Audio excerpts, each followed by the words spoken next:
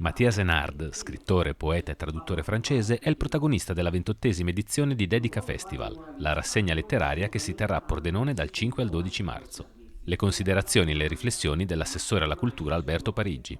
Dedica è un festival che, oltre a incontrare l'autore, riesce a declinare questo incontro in varie forme: teatro, musica e cinema, e quindi questo è sicuramente un valore aggiunto.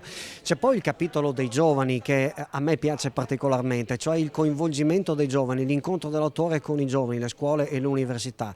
Questo è ancora più importante in un momento in cui dei giovani si parla magari solo in negativo per le risse, per le baby gang.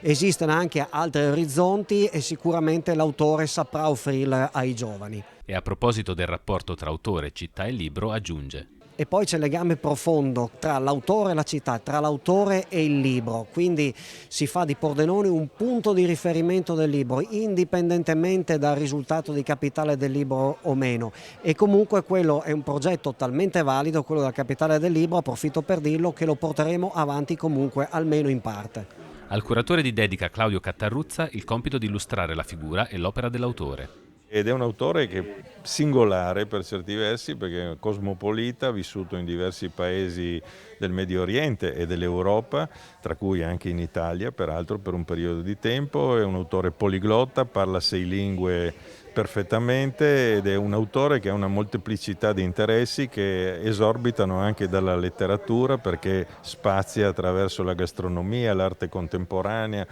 Quindi è un personaggio sicuramente, sarà un personaggio sicuramente interessante da conoscere. La sua scrittura è una scrittura elegante ma fluviale, diciamo ricca di rimandi, di citazioni storiche, e quindi costituisce di per sé un elemento per il lettore, un elemento di grande stimolo e di grande interesse.